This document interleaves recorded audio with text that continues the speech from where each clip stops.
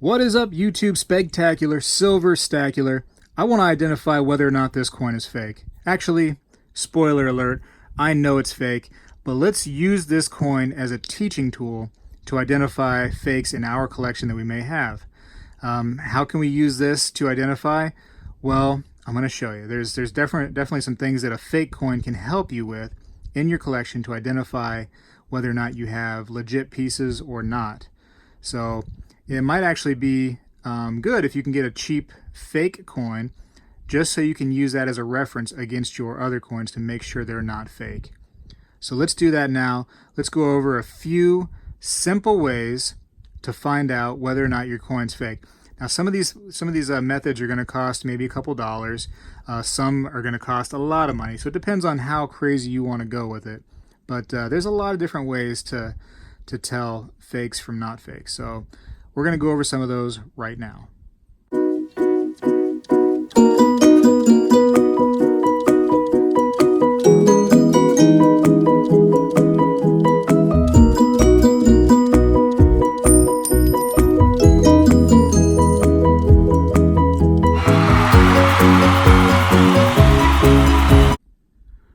Okay, so the first thing we're going to notice is the toning to the coin.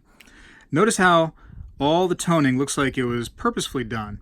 It looks like maybe somebody took a marker or something and rubbed that onto the coin surface. That is not how silver tones. That's not what happens to a toned coin. This looks like it was done around the edges to kind of bring out the coin a little bit to show it off. So here's an actual toned, silver Morgan dollar, and you can tell it's much different how the toning looks. It's kind of light colored. It doesn't totally distract you from the rest of the coin like this one does. There's a lot of difference. So that's the first and easiest way is look at the coin itself and look at some of the details and what's going on here in the coin. Look at the lettering. Look how the lettering kind of seems very, very soft. Can you see that? Can you see? It looks like almost like if somebody had taken some dough and created a letter out of dough. It's very soft, not very crisp. When you look at, even though this coin is worn down, look at some of the lettering here where it's much more crisp. Some of the fine details are still there. Look at, these letters here. It's much more pointed. Way different. Way different. And this is an actual worn down coin to some degree. This is not a, brand new, well, it wouldn't be brand new, but you know what I mean? It's not a very mint shaped Morgan dollar. This thing is worn down and the lettering still looks very crisp. Whereas this Seated Liberty, you can look at it and it actually, the details are quite good in it. It's just, things like the lettering, it looks very sloppy and worn down. So, that's a giveaway right there. Now, if you go to a shop, most likely if you ask them to test your coin or if you want to sell it, they're going to test it. And the way they do their testing most of the time is they're going to take the coin itself and scratch it against a hard surface, or a rough surface, I should say. And those little filings that come off, they're going to take nitric acid and pour it onto those filings and see what happens there. So you can see that somebody has done that to this coin right here. They usually try to do it like on a unnoticeable spot. It's a little inconspicuous spot, and that's what they've done here. They've scratched this coin. So now let's imagine this coin was real, and now you've scratched this coin to test it. It was legit. There goes a lot of value in that coin for sure, because that, if you're really going, for a very expensive coin, if this was an $8,000 coin, and you're going over it, just very carefully, and you see this big, nasty looking, spot out of the side there, that's going to take dollars away from you. How many dollars? I don't know, but you know what I'm saying? Like, that's not a great way to test a coin, but that's what's going to happen if you bring this coin in somewhere to get tested. So here I have two 1-cent pieces in my hand. I've got a old copper wheat cent and an old steel wheat cent. Why is that important? It is important because when you're dealing with metals, they're all different slightly. So, for instance, here, one is heavier than the other, and they have the same diameter, the same thickness, but one is actually going to be heavier, and that's just the way metals work. And that's what's important about these tests, is if you're testing something and it's supposed to be a certain thickness, a certain weight, and a certain diameter, and it's not some of those, then there's some red flags going on. So here you can see that this penny that's copper mainly is 3.1 grams, and this penny right here that's mainly composed of steel is going to be less. It's going to be 2.6, depending on, you know, what time of day it is, I guess, 2.8, etc. All right, here's an example of some calipers you can buy. These come in all different, you know, sizes and prices. You can get some for as cheap as, you know, little plastic ones for a few dollars versus a digital one like this one for around $30. So it depends on how crazy you want to go. I recommend the digital ones because that just makes it easy for you to see exactly what you're getting and what you're doing. So what you would do is, for this one right here, digital one, you just turn it on, and you want to make sure it's zeroed out on nothing, so it's all the way closed, and you'd zero it out, and we'll take our supposedly fake coin, and we will just insert it into the area here. And our coin is supposed to be 38.1 millimeters. So this shows it has 37.93. That's pretty close to 38.1. I mean, that's typically what could be expected. A little bit of you know, up or down from that number for sure. So that number is no big deal. But now this is what's great about these two, is that we can check the thickness of the coin. So the thickness of the coin should be 2.4 millimeters. Remember that, 2.4. So let's start bringing it down, and we can see that the number is 2.83. Now, when you're thinking of such a small number, that actually is a big difference, and that's a big time issue. And when you put those three measurements, the weight, the thickness, and the diameter all together, if there's several things missing and quite out of whack, that could be a giant red flag. And that's what we have here. We have a coin that when we measure it by thickness, it's a little, well, kind of way too thick, realistically. And then so when we actually put the scale together here, zeroed out, and we're getting 25.2 when it should be 26.3. The coin is underweight, it's too thick, major red flag. Major red flag. Thanks to the calipers, we can find that out, and the scale, very important.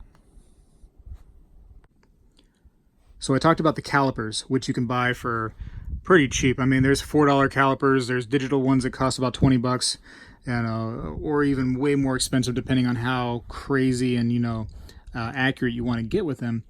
The sky's the limit with those things, really. But what you could also do, if you want to just check the diameter of the coin, is you can get yourself a airtight that is supposed to be used for Morgan dollars.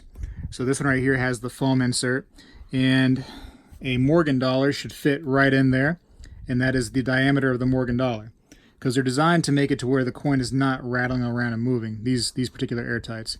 So boom, you put it in there. Well, that looks like it fits pretty well. So at least that test right there is, you know, accurate.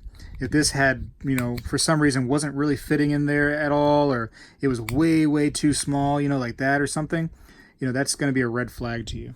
But obviously it's pretty good. So, and again, you can see the Morgan fits right in there. So that's an easy way to test, and those are pretty cheap. Those don't cost very much.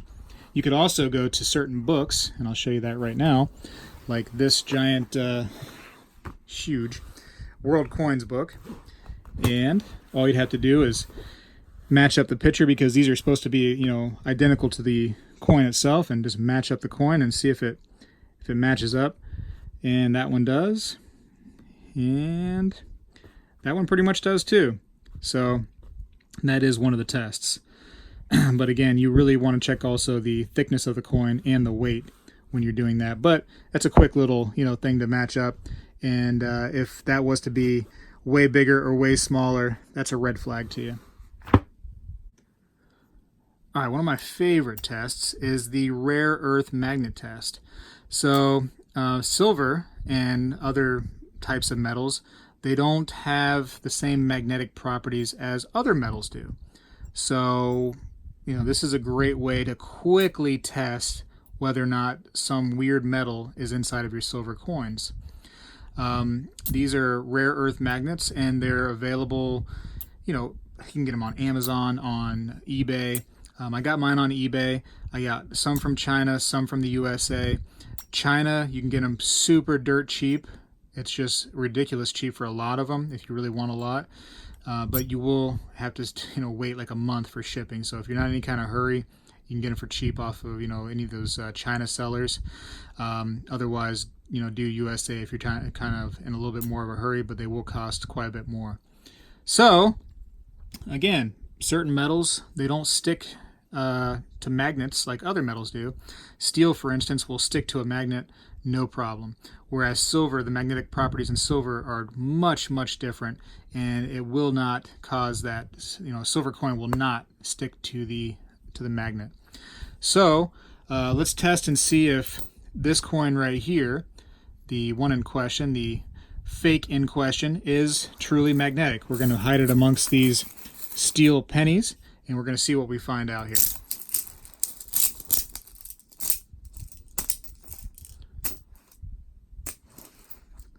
So, at least that coin is not magnetic. So it could be maybe, I don't know, brass in there or some copper. That test right there is not showing that it's magnetic, so it does pass that test. But again, that's an easy test right there. If that was steel, that thing would definitely have stuck to this, just like all those pennies did. So that one didn't work. So I talked about the rare earth magnets coming in all shapes and sizes. Here's a very small little one here. And what we're going to do with this one is we're going to have it go down these coins to see whether or not, one is different than the other one. Now, what typically happens with silver is when you do this little magnet test, you keep them at an angle, and you want to have them at the same angle so that it's, same type of test. And when you put them to slide down the coin, the silver coin will kind of catch the magnet and make it kind of go slow, but it will not actually grab a hold of it and keep it on the coin. And it also won't go super fast. It'll just be a nice, steady, slow trickle down the coin. So let's do the fake one first. Here it is. That seemed like that was pretty fast. Okay, let's go to the silver coin and see if we notice a difference. It seemed a little slower to me. So much slower on this coin right here, the real Morgan dollar. Now this is another one of my personal favorites to test for, is the ring test. So silver has a very distinct ring to it. When you hit the coin, it'll make just a certain beautiful sounding ring. So we're going to go with what I think is the fake coin right here, and let's go ahead and see if it's real by just the ring test. And now listen closely.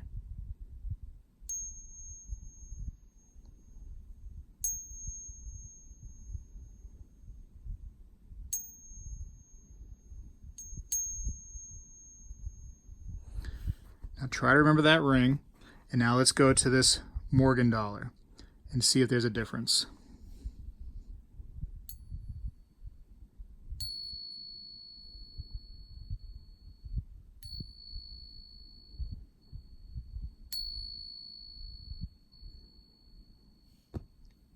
Beautiful. Much different. All right, so we've done all the things that I think are cheap and easy to do. And based on those tests, I think that I could determine that this is a fake coin. But there's new technology out there, and it's electronic. It's going to tell us a lot more for sure, based on science, whether or not that coin is real or not. This particular device, it's available right now. You can buy it. It's the Sigma Metalytics Pro, and that thing's going to cost you between $1,400 to $1,800 depending on where you get it. There's different attachments for it that increases the cost. So that is an option, and that's going to basically tell you whether or not that thing is, 90% silver, 999 fine, fake, whatever the case may be. And that's, like I said, that's an expensive option, but that is an option. Now there are more expensive options out there. There's like this, like a wand that is out there. It's like this thing's like $10,000. It's pretty expensive. So at least with the Sigma Metalytics, it's a little bit more affordable. Let me show you some of that now. So the old silver dollars, whenever we see them, we assume that they're fake and we prove that they're real. So the first thing that we're going to do is I want to put this on a silver setting to test the silver. So we're going to do 90% silver pre-1900. The supposed date on this is an 1872 cc silver dollar. This would be incredibly valuable if it was legit. So first thing we're going to do is we're going to test it to see if it's actually 90% keep our fingers silver. crossed there. It's legit, right? If so, I'll sell it to you right now. So I'm going to put it under the small sensor, center it right in there. What we're going to look at, okay, so that's a sensor. Yep, it's not a good result. See how the arrows are all the way over on the edge? Come on. Yeah, unfortunately, this is not going to be good. What we're going to want to see is the arrows in the middle of the bar. Right, so green means $8,000 coin. Yes. So what I'm going to do is I'm just going to put on a comparable Morgan dollar. It's comparably because it should have the right amount of silver in it. We're going to leave it on the same setting. Put it right on there. See how this Morgan dollar, we're going to center it nicely, how the arrows are in the green. I do see that, yep. Okay, that does pass the test for silver. And this is the 90% silver alloy that this one should have passed on. So just for comparison, I'm going to pull this out, put it back under. Not so much. No, the readings are way off. Well, shoot. No good. Now, we could do a second test with this to determine what the size is. So this is going to basically test the specific gravity. So it's round. So what happens if this were legit for the reading that it would have, and line it up there. See, it's a little small. It should actually be, this edge should be on the black line right in the middle of the green right there. Okay. So this would fail a specific gravity test also. So it's no good is what you're telling me. No good, unfortunately. I wasted my $5 on it.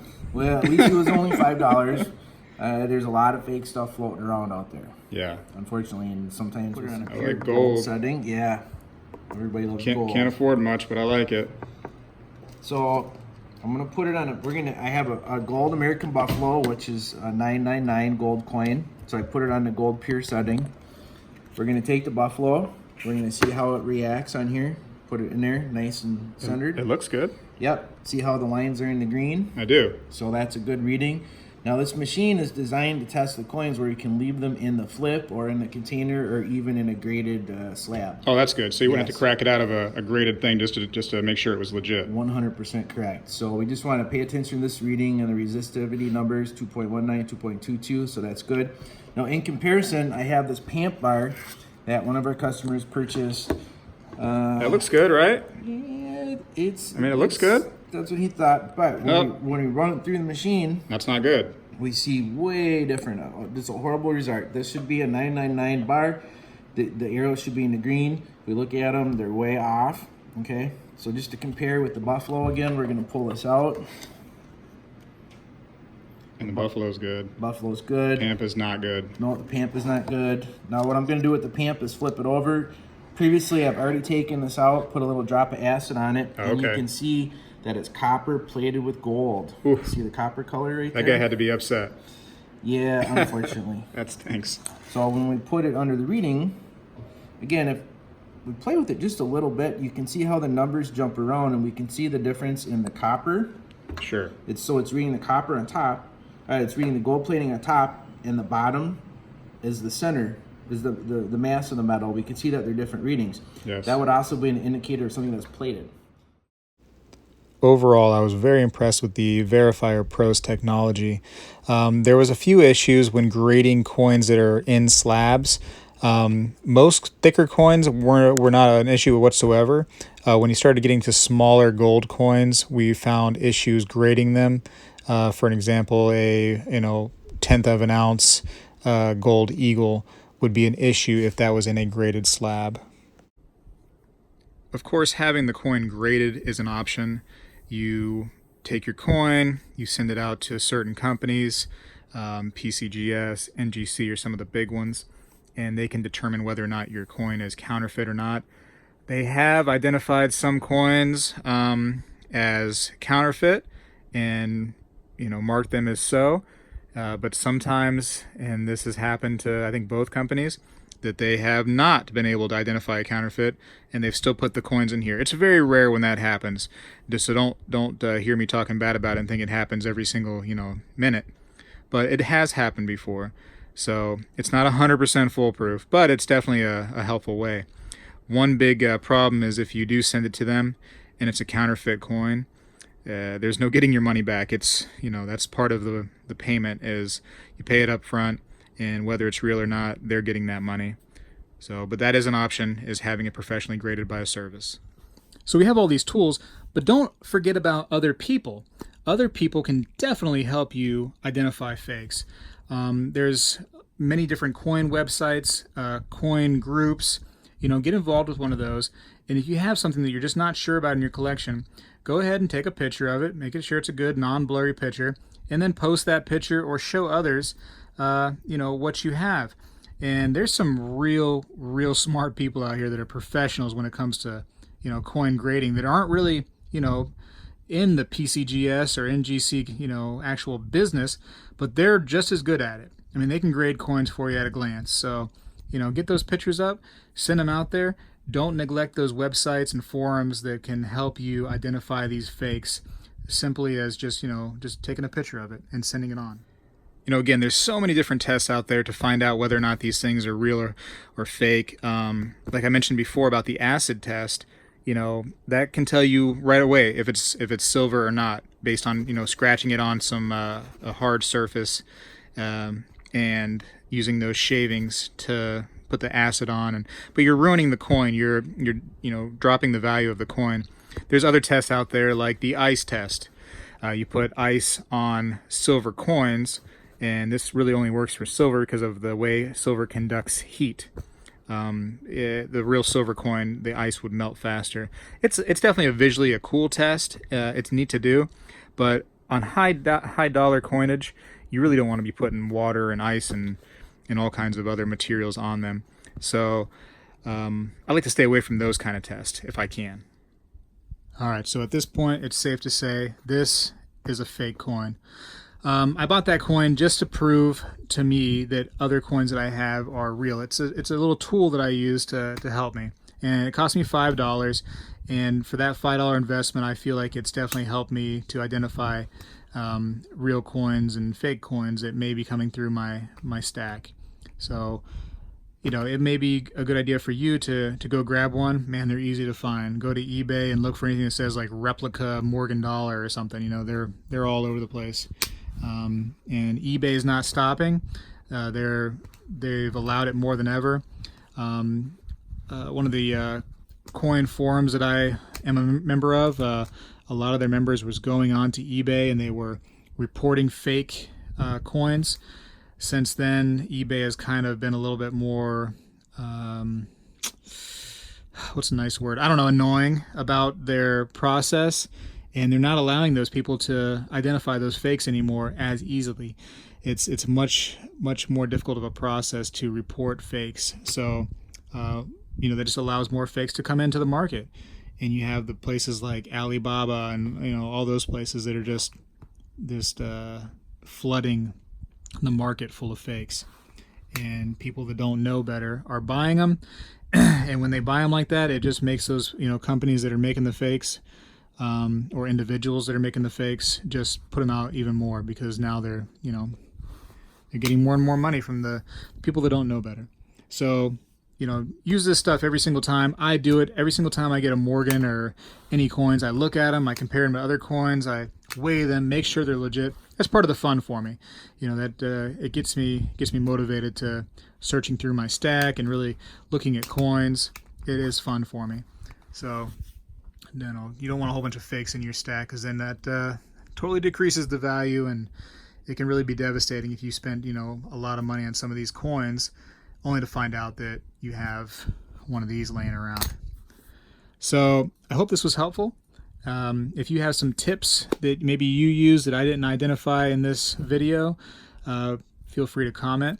Make sure you're always, thumbs upping them, and I appreciate those thumbs. Love thumbs. And, subscribe. If you haven't subscribed, please do so. All right, Spegtacular, out.